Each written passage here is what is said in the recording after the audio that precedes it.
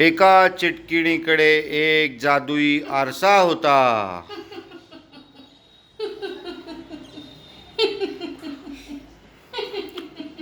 चिटकीण रोज त्या आरशाला विचारायची,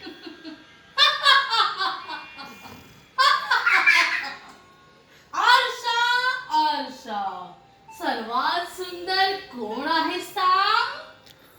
माही माही माही.